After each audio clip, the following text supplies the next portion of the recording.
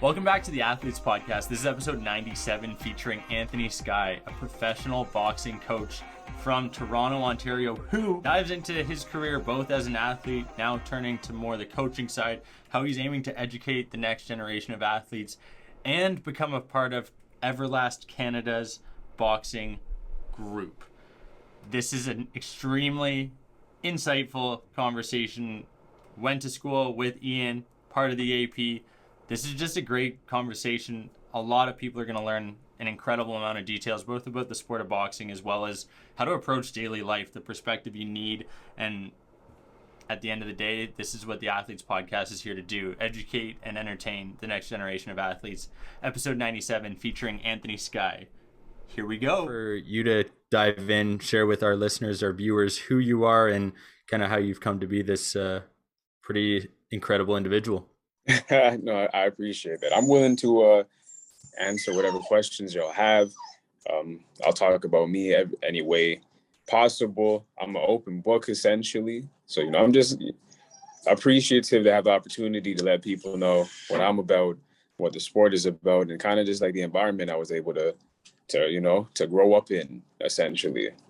Yeah, so you've been boxing for 13 years now. Like, give us a little background. Like, what got you into the sport? Why boxing?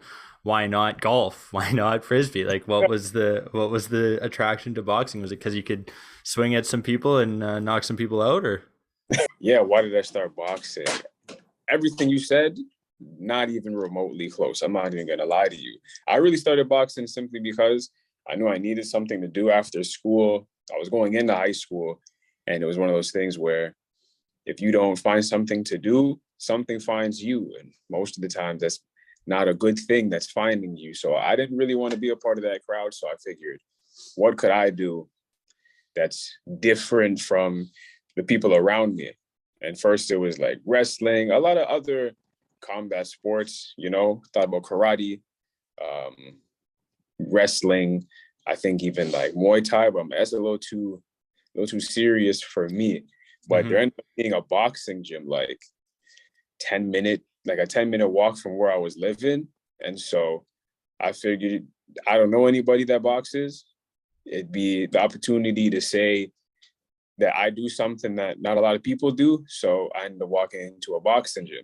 And really was just primarily to defend myself, because I was like a shy kid, timid, knew that if push came to shove, if I needed to defend myself, I had no idea how to defend myself. So I figured if I was going to get whooped on, beaten up, going into high school, any of that, I wanted to at least look respectable, not even defend myself. I wanted to at least know how to throw a punch or take a punch. And so I stumbled upon boxing. Interesting. See, that was never something that I was necessarily prepared for. I just knew I was, going to go into school, hoping I didn't rub shoulders with anyone that didn't like me, and paid off. I made it through high school without getting in any fights. So still to this day, I'm record clean, because you know what, we're lovers, not fighters, here on the Athletes Podcast. But I'm the same way. Not a single fight outside of the gym. No type of negative altercation like that outside of school.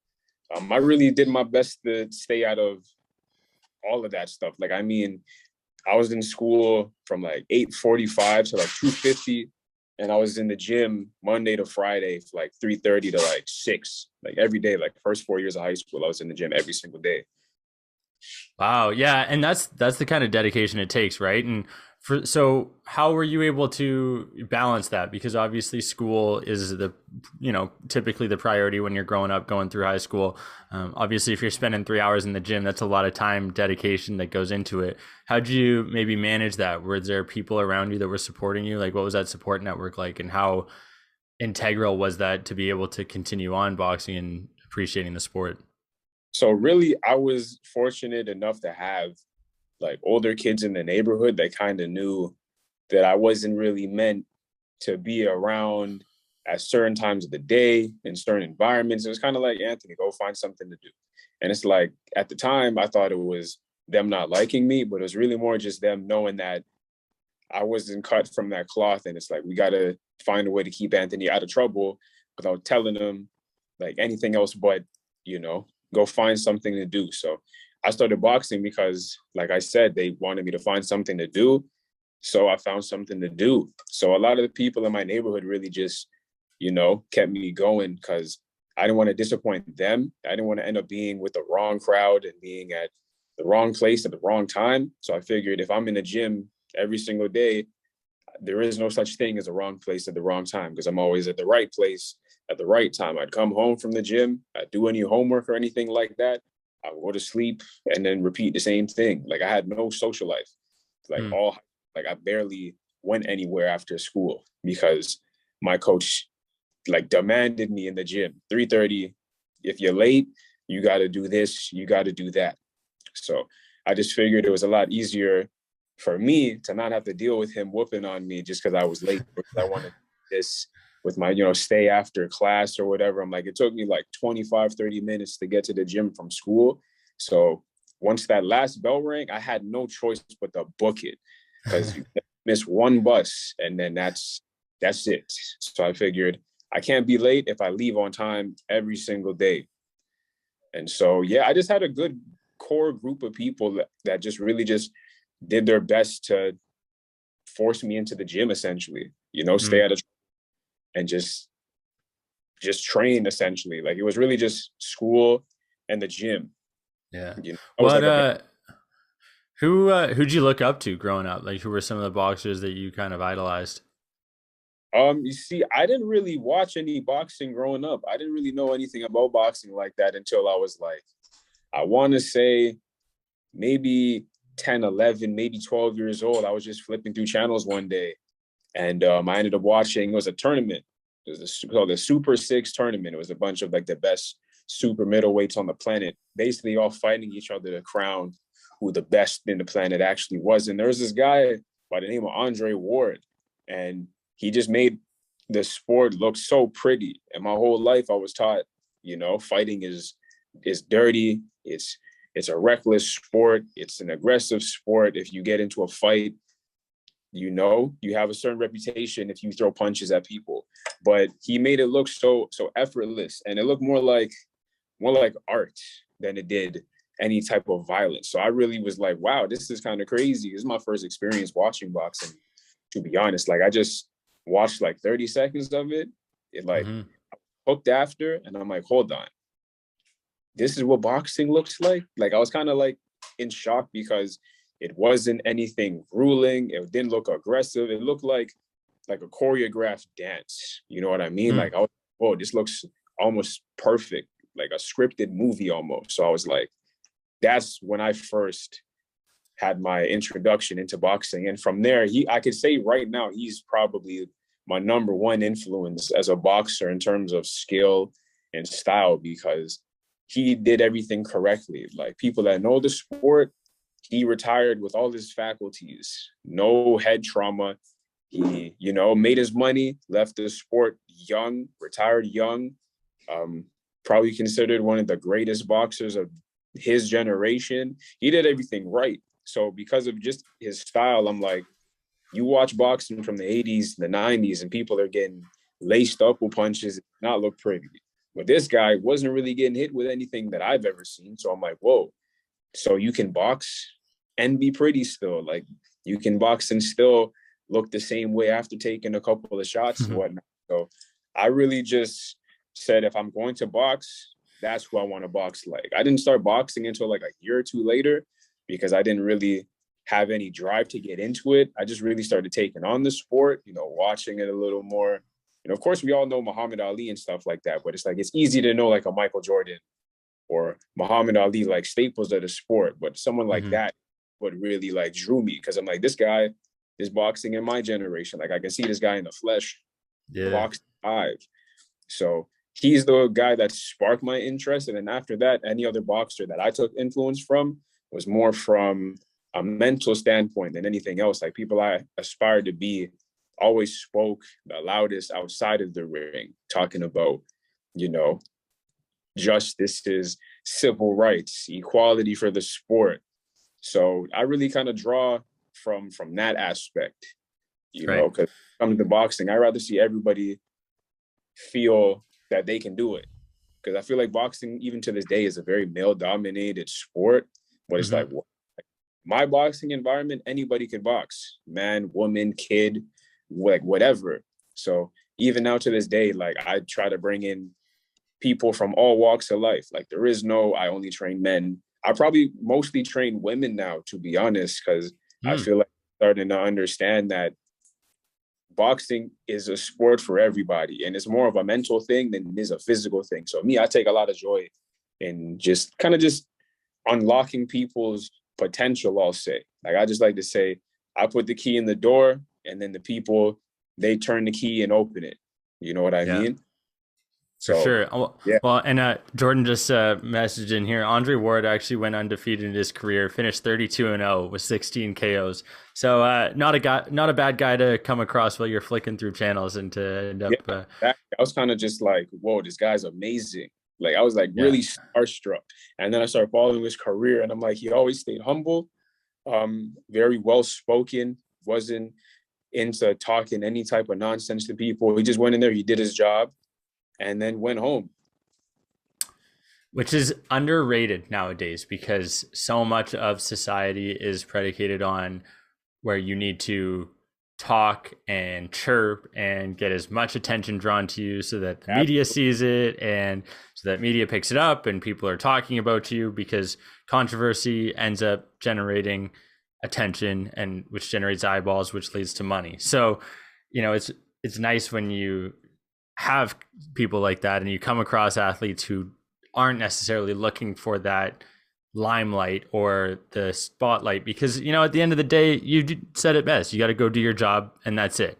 You're not realistically paid for all the other stuff you do outside of the ring as a boxer. But with guys like Jake and Logan Paul now trying to take over the sport, exactly, that's what they're needing to do to generate that hype and the excitement around it, because to be fair, over the last couple of decades, the sport has been on a decline.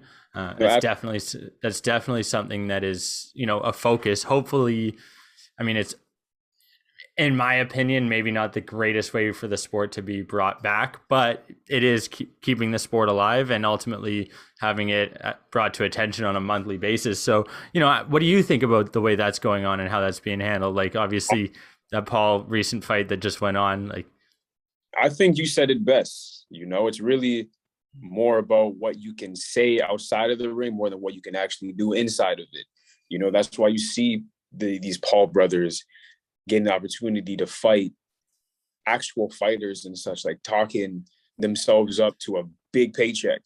And it's one of those things where I'm more from the mindset that if you have the skills, people that actually care are going to pay to see you. Because I'm not going to pay to see a basketball player or a hockey player talk themselves into the sport, but they have no skill in it. Actually, it's a waste of my time, a waste of my money. Boxing is the exact same thing. I'm not paying to watch somebody talk outside of the ring. I really only care about what's going on inside of it. So when I see these Paul brothers getting millions of dollars to basically just be in a ring for a couple of minutes, it's absolutely absurd to me. And plus, it's like the amount of money they're making for how long they're in the ring, it's ridiculous. Like, it's never been something that I've really liked. I kind of think that boxing is probably the most lucrative sport, but for the wrong reasons. You know what I mean? So it's like, even when Floyd Mayweather was boxing, this guy was making like hundreds of $millions for like 36 minutes, and he was fighting twice a year. So when you do the math, you have a single guy, an entertainer, making probably close to $1 billion a year just to be in there for a little over an hour, but then you got like firefighters and doctors and all these people that get paid not even remotely close to that to save lives and, risk their lives and such. And you got entertainers making money. That's not my type of thing. I understand people like entertainment, but I feel like with boxing, people got to start looking more at skill, and what you can learn from it. Like, that's why I like people like Andre Ward, even boxers today, like Errol Spence, Bud Crawford. There's a Japanese guy, Naoya Inoue. Like, these are guys that don't say a lot. They don't really smack talk anybody. It's really all just, I have nothing to say. I'll let my hands speak for me. That's the boxing that I grew up in. It was really just, let your skills show to people what you're about and not your words. Because anybody can say anything, but not anybody can do anything. You know what I mean? So For sure. I rather people tune into boxing. Like, I think it's good as a resurgence for like the younger generation, but I hope that these people tuning in to see these Paul brothers fight and all these like propaganda fights or whatever, see the fights before. Like, for example, Jake Paul, the fight before was two women. Amanda Serrano, I personally think like the greatest female boxer of all time.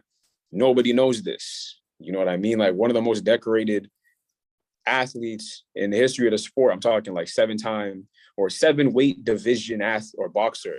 And the only other boxer to do that is Manny Pacquiao. And people don't know this. Like, stuff like that is so overlooked because it's women's boxing and it's not exciting and this and that. But it's like, I can only hope that the people that tuned in to watch this Sunday's boxing event can see stuff like that and be like, oh, wow, this girl's good. Let's look for her. Then she gets the exposure she deserves. Then she gets the paycheck she deserves and the accolade, the love and respect that she deserves. And then the sport can start getting taken a lot more seriously, because now it's not about what you have to say. Because I feel like boxing is going to be at its focal point when people stop caring about the words coming out of people's mouths. Because there's nothing worse than seeing someone say a lot of nonsense and have no way to back it up. It's like money. Conor McGregor, perfect guy, sells every fight, does not deliver. How many times are you going to spend $100 to see somebody talk themselves up to a big paycheck? It's really just fooling everybody. Yeah, well, you talk about boxing being a lucrative sport. Like in 2015, Mayweather, his fight, $250 million fighting Manny Pacquiao, made $300 million fighting Conor McGregor in 2018. He's one of 5 athletes to earn more than $1 billion in their career. Like you said, ridiculous numbers, astronomical when it comes to, in reality, in the grand scheme of things, what other people are comparing, the everyday Joe Blows, the you and I's of the world, because we're not nearing that quite yet. Maybe, if your boxing career takes off, I can ride your coattails or something, who knows? But Jordan even mentioned there, Amanda Serrano, like 41, 1-1, 30 KOs, ridiculous stats. Like, he's incredible. But, like you said, it comes down to right now, people are watching the sport because of what's being said, not necessarily what's being done in the ring, which is a shame because, that's definitely not the case for, our ultimate athletes or our Frisbee athletes who have a ton of skill. But again, they're not the ones talking, stirring up controversy, so they're not getting the same type of media coverage, right? And it's unfortunate. The media goes where there's controversy and where people's attention is. So hopefully it progresses. I think, like you said, the sport is now at least back on the radar and people are still going to be watching it, hopefully for the right reasons. Those diehard fans are going to be there. One of the things I wanted to bring up, Tony Morrison, were you taught under him? Did you learn from him? Where was that former heavyweight boxing champ of Canada associated with you? That's my coach now. Like, from the first day I walked into a gym to now, that's my coach. Like, me and him have like a crazy relationship. Not even a crazy relationship, but like, that's my guy. Like, only about 13 years. I started boxing in 2009, the end of June 2009 until now. I've been boxing out of the same gym under the same coach. I've had 2 of my uncles coach me. I've had Tony coach me, but for 13 years it's been Tony Morrison. So I've been learning under him like my whole life, basically. It's not a bad guy to be learning from. And that gym that you're boxing out of, being Sully's boxing gym, that's where you and Ian just filmed your latest video where you're applying to become an Everlast Canada athlete. Can you maybe dive in, get a bit more background? This is like one of the highlights of being able to have a platform like the Athletes Podcast. I think this is an opportunity for you to share your message, as well as for us to, share it with our viewers and listeners and really showcase what you're doing and hopefully shine light on it and make sure Everlast pays attention. So basically it's just an opportunity to get on the team, whether it's one person or a couple of people, I'm not too sure. But to be honest, at first I wasn't even super interested because I'm not a big social media person like that. Like I don't be posting a lot. I don't have a lot of interaction on social media. I kind of just do my thing. I do my job. The people that know me, you know, they talk to me. I see them in person, stuff like that. But I was going through it and someone sent it to me and I'm seeing like the opportunities that it's bringing. And when I say opportunities, I don't even really mean for me personally. Like I seen the ability, or not even ability, the opportunity to help out like a lot of people in the gym or in the community. Like, I mean, I think I seen something where I think if you get chosen, you get like $1,000 worth of gear of like you're choosing or something like that. And I think if you hold programs and such, they hook it up with like t-shirts, gloves, maybe. And as soon as I seen that, that's when I'm like, wait, hold on. You gotta humble yourself a little bit and understand that not everything's about you, you know? And so from there, I was kind of like, do you know what you can do with that for the people that you grew up with, or for like the next kids that you see every single day that don't have any boxing gear, or, you know, outdated boxing gear? Like just knowing that I have the opportunity to help a lot of kids, or just a lot of people in general, whether it be kids, adults, young adults, older adults, you know, we all have different situations and, you know, nobody knows what another person is going through. But small things like that, like being able to give a kid, 16, 17, 18-year-old, like a new pair of gloves, like that's big, because it's like they might take that as an opportunity to think, you know what, I don't want to let Anthony down. I need to earn these gloves, because it's like I've given a bunch of gear away that I've used, and it's like I don't give away like my hand-me-downs. Like if I'm giving something away, it's something that I just don't find the value in because I don't really need it. Like I bought so many pairs of gloves because I was going through a phase of I need this, I need that. And then I kind of just sat back and was like, I got 2 hands and 6 pairs of gloves. What's the point? So I've given a lot of my stuff away to just people that I know needed it more than me. And for the most part, every single person I've given stuff to seems to like really cherish it and, you know, just think I gotta, you know, not even make Anthony proud, but it's like this guy chose me out of all these people. I don't want to let him down, so I'm going to train hard. And so just knowing that I could have possibly the opportunity to do that for a lot of other people, you know, that's something that I feel like I had to take, because it would be ignorant if I just thought about myself and not, you know, other people in the gym. Because like at the end of the day, that's a great opportunity. And I feel like I needed to take it because that could be life-changing. You know, a small gesture like giving a kid that had a bad day, like a pair of shoes or, you know, a pair of gloves, like that could really change his perspective on life, you know, because like I said, I don't know what everybody's going through. So just knowing that I could have the power to do that, I feel like I had no choice at that point. I'm like, you know what, whether I get it or not, I need to try at least.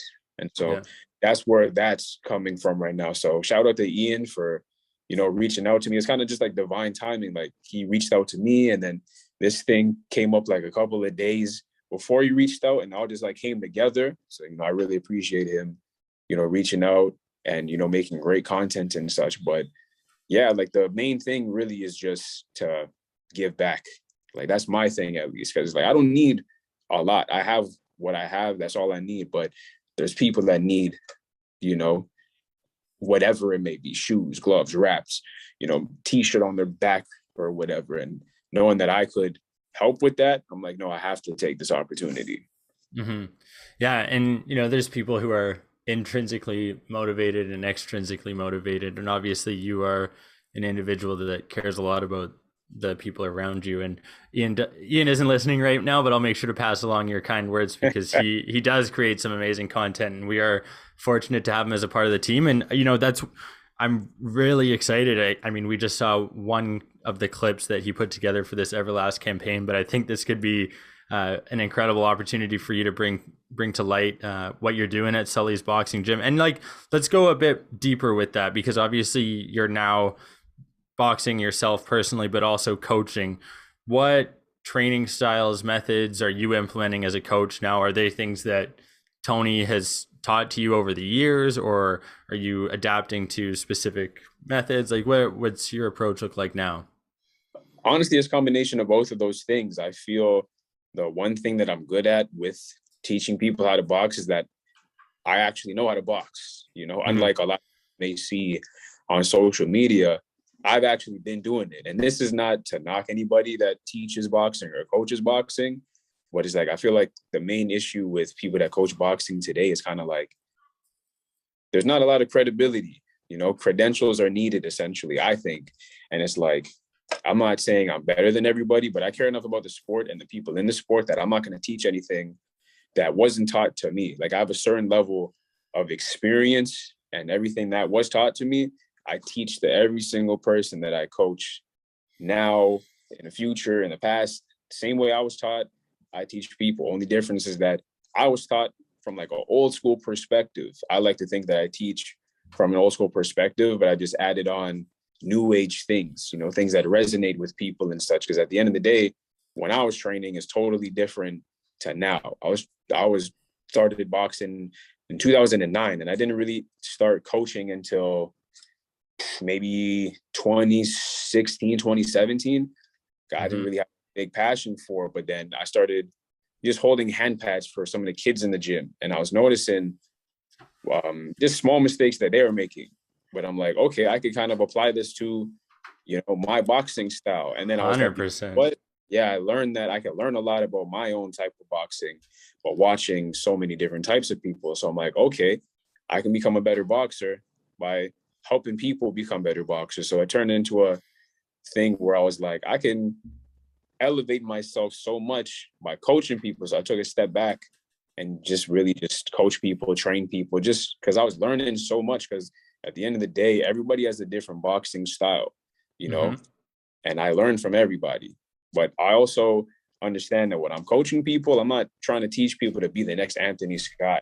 There's already one too many Anthony Skies in terms of things. So it's like everybody has their own thing. And I kind of just like watching that grow, because it's like you might have bits and pieces of me, but that's really more bits and pieces of my coaches, Tony Morrison, Winslow Frazier, William Grant, like people that have taught me. I kind of just pass down that knowledge and just make people into their own boxer with just a sprinkle of all these other super credible people, great people in the sport that have helped me get to where I am today.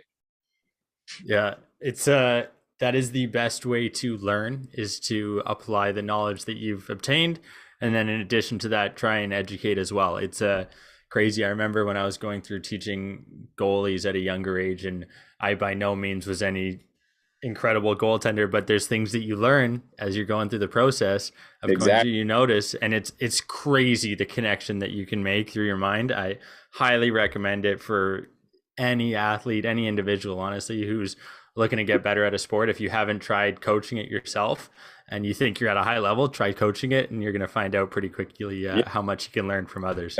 Because I might have to take that segment right there and just put it on my own Instagram and let people know, if you really think you're good, try to coach people. Because that was my hurdle at a point, because I thought it was a decent boxer. But then once I started trying to coach people, I'm like, holy, this is hard. Difficult at first. But I'm like, you know what? These people came to me.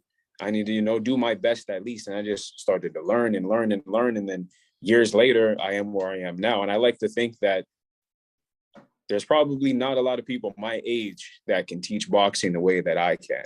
And like I said, that's not bigging myself up. It's just, I really look at everything. I like to think that when it comes to teaching boxing, I'm like the fine tuner. Like, I see the very little things and make adjustments to those. Like, and I mean, small things like your foot placement or where your elbows are, where your hands are, like just very little things that make the biggest differences. Because when people teach boxing, everybody thinks it's all big movements and, doing this and doing that and fancy this. And it's like, no, man, all you have to do is look at the small things, fix those, and then everything changes for the better. Yeah. And, you bring up head movement, footwork, like that is such a priority, and people don't necessarily realize how much goes into boxing. They assume it's throwing a punch, pulling that arm back. Like, everybody wants to throw a punch. Nobody wants to know how to not get hit with a punch. People think that you block punches with your face, basically. It's like, no, you got movement, footwork, you have head movement, so many small things that I feel people don't really either care to teach or care to learn, but Yeah. me, like I said, I was taught a certain way. I teach people the same way. There's certain things that you need to know before I can take you seriously. Like if you come to me with any type of aspiration to get in the ring, I cannot put you in there unless I feel that you're ready to protect yourself. Because at the end of the day, get hurt is my fault. Yeah. I'm supposed to teach you how to defend yourself, and I got to have the confidence in you to defend yourself. It comes down to extreme ownership, right? Exactly. The aspect that I'm interested in, like for you specifically, where do your aspirations 10, 20, 30 years down the road? What do you want to be known for? What do you want to do? Like, I know these are some big questions, but we like to ask those kind of on the Athletes podcast. At first, like I'll say less than a year ago, totally different than what they are now. I had no willingness to compete for a long time because I kind of just lost the desire for it. You know what I mean?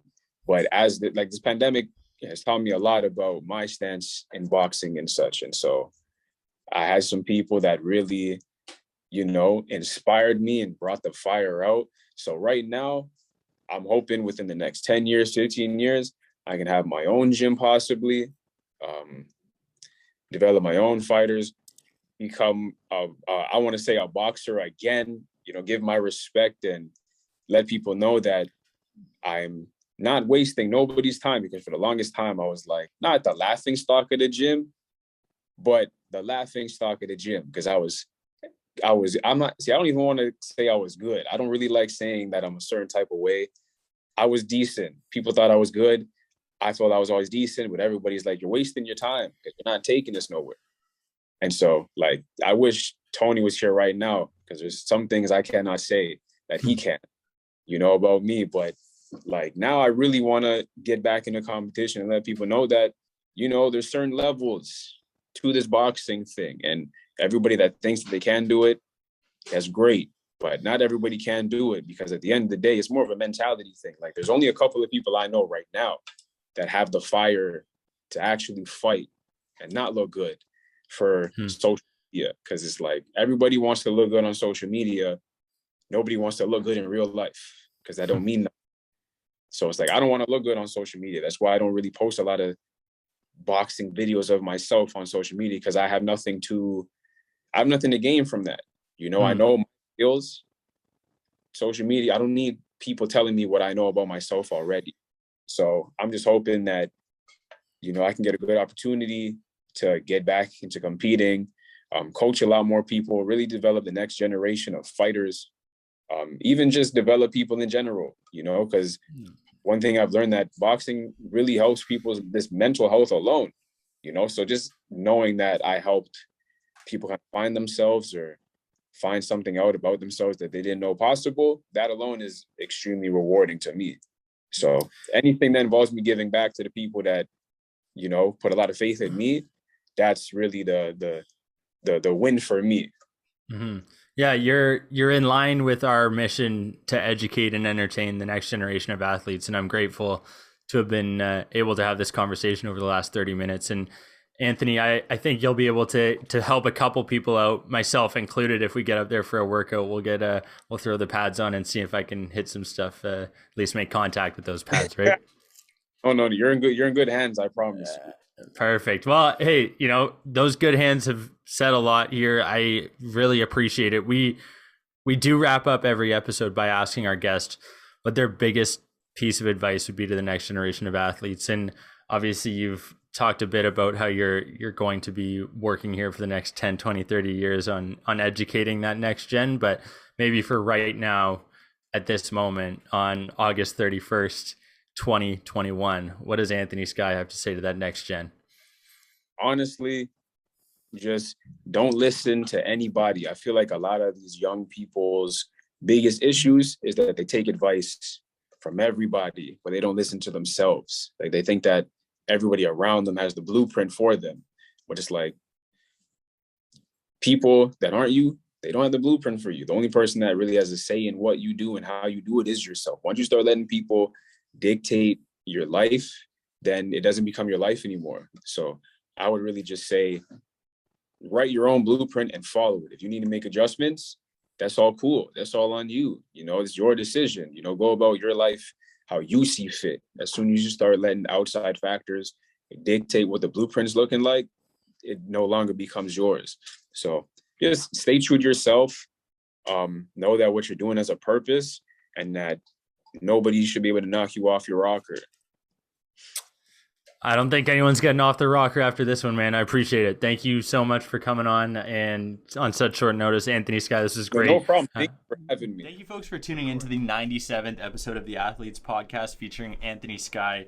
I thoroughly enjoyed this conversation. Just learned a lot about the sport of boxing. The guy's been taught by Tony Morrison, who's a former heavyweight Canadian champion. Just a great episode. Anthony's got a ton of perspective for a mid-20s guy who's been coaching for 6 years, boxing for 13. I really appreciate him coming on such short notice, and we appreciate you for watching, listening, however you're tuning in, consuming the Athletes Podcast. We appreciate it. While you're on there, hit that like, subscribe, comment button, do whatever you got to do. We really appreciate it. It makes a huge difference. I know it might seem like a small effort, but if everyone does it, it makes a huge difference, and I really appreciate it. This has been the 97th episode of the Athletes Podcast. Thank you, folks, for tuning in. Bye.